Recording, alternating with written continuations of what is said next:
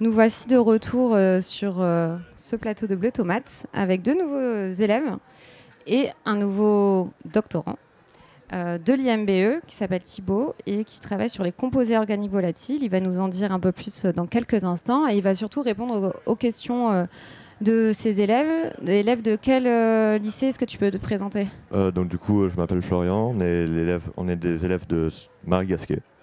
Et en quelle classe? Quel niveau? En seconde. D'accord. Vous avez plein de questions, j'imagine, pour Thibaut. Je te laisse te présenter sans trop en dire pour qu'il puisse rebondir. Très bien, donc comme ça a été dit, je m'appelle Thibaut, je travaille à l'IMBE et je suis doctorant. Je travaille sur les composés organiques volatiles. Donc ce sont des petites molécules organiques qui ont la capacité de se volatiliser et de se retrouver dans l'atmosphère.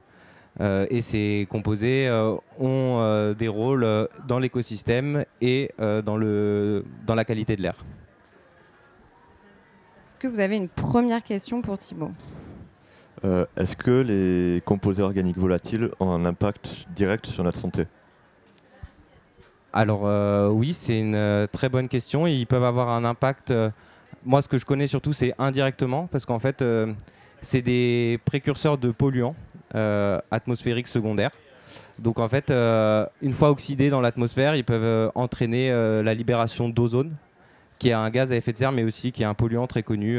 Par exemple, quand on a des pics d'ozone en ville, on fait ralentir les flux de circulation de véhicules parce que c'est toxique pour l'homme et pour l'agriculture aussi. Est-ce que ça a répondu à ta question? Oui, c'est bon. Oui, c'est bon. Merci. Et vous avez fait quoi comme parcours du coup pour en arriver à là? Alors, après mon bac, j'ai fait un IUT de biologie option agronomie en 2 ans.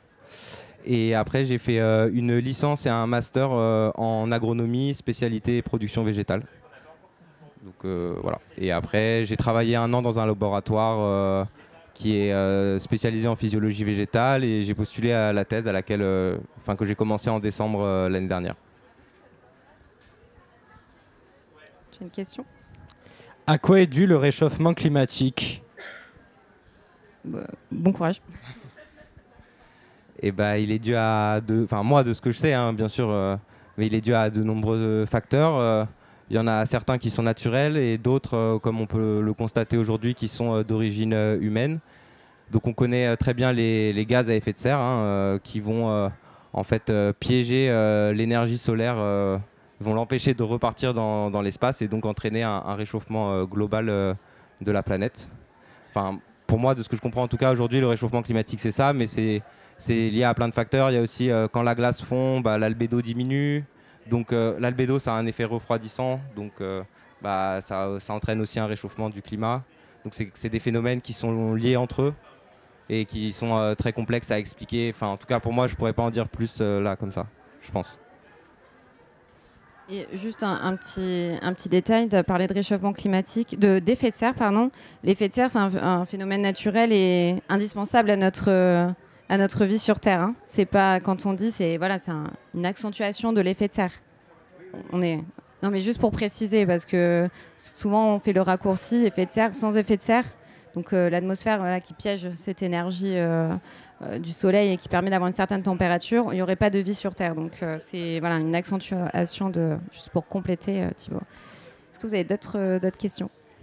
Et en presque 1 an, du coup, vous avez découvert plusieurs choses ou plus ou moins? Alors, découvert, non, mais j'ai pu faire une campagne expérimentale où on pose un système où en fait on dépose une cloche sur le sol et on va aspirer l'atmosphère qui est à l'intérieur de cette cloche. Donc on va aller piéger toutes les molécules qui sont dans cette cloche à l'état gazeux et on va les analyser après avec un détecteur de masse qui en fait permet de discriminer les molécules en fonction de leur poids moléculaire. Et donc après on a une sorte on a l'ensemble des composés qui sont présents au niveau du sol et qui vont nous permettre après de comparer différentes modalités. Par exemple, moi je compare l'effet du stress hydrique, donc c'est-à-dire réduction des précipitations sur ces émissions. Donc aujourd'hui, là, je suis en train de traiter les résultats de cette campagne. Donc je pourrais pas en dire beaucoup sur ce qui s'est passé, mais voilà, j'en suis là aujourd'hui. Parce que la thèse, c'est en 3 ans, et comme il est qu'à sa première année, c'est voilà, beaucoup d'expérience, de recherche bibliographique aussi, et ils n'ont pas forcément, les doctorants, des résultats rapidement. Il y en a, ils l'ont même qu'au bout de 2 ans, 2 ans et demi. Enfin voilà, ça dépend du sujet, mais il faudra que tu lui redemandes d'ici 1 an pour avoir des résultats. Est-ce que vous avez d'autres questions pour Thibaut?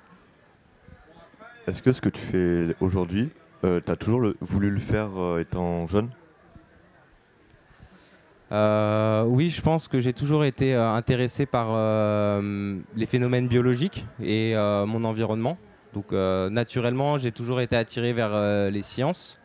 Et après, par contre, c'est au fur et à mesure, à l'IUT, j'ai vu que j'avais les possibilités de continuer en licence. En licence, j'ai vu que j'avais possibilité de continuer en master. Et en master, j'ai choisi des stages en fait, dans des labos de recherche. Et ça m'a vraiment plu. Et du coup, j'ai senti que c'était une bonne voie pour moi. Et aujourd'hui, je regrette vraiment pas du tout d'être ici et de pouvoir faire cette thèse sur ce sujet. Pourquoi tu te poses des questions sur ton orientation? Oui, un peu, ouais. Et est-ce que vous êtes intéressé par la recherche? Est-ce que ce sont des métiers qui vous intéressent, ou les sciences en général? Moi, depuis que je suis petit, j'ai toujours adoré la science. Mais en fait, comme à l'école, on ne peut pas forcément voir ce qu'est la recherche et tout ça. Du coup, j'ai pas pu plus m'intéresser que ça. C'est pour ça que je suis en seconde GT, pour voir en fait en SVT ou en physique-chimie s'il y a des voies intéressantes pour moi plus tard. Ok. Et toi, est-ce que c'est un domaine qui t'intéresse? Disons qu'honnêtement, pour plus tard, moi, je m'oriente plutôt vers l'accueil. Ok. Voilà, parce que je suis très à l'aise à l'oral. Donc je me dis que je me sentirais peut-être capable de travailler dans l'accueil. Ok. Faut profiter de ce genre de journée pour justement rencontrer plein de personnes différentes qui travaillent dans des labos, parce que tu as des doctorants, des chercheurs, et puis pas que. Donc c'est l'occasion lors de la fête de la science d'en rencontrer. Est-ce que vous avez une dernière question pour Thibaut? Est-ce que la montée des océans aurait des effets négatifs? Alors, est-ce que c'est de ton domaine de répondre à ça? Alors non, c'est pas du tout dans mon domaine, mais je pense que oui, il va avoir des effets négatifs. Après, c'est bien aussi de... Enfin non, oui. En tout cas, pour nous, pour nos sociétés, c'est sûr que ça va avoir un effet négatif. Après, c'est difficile de savoir tout ce que ça va engendrer. Peut-être qu'il y aura des choses positives, on ne sait jamais. Mais c'est pas ce que je souhaite, en tout cas. Faudra aller demander à d'autres personnes, peut-être plus du MIO, pour ce genre de questions concernant les océans. D'accord. Est-ce qu'il y a une dernière question?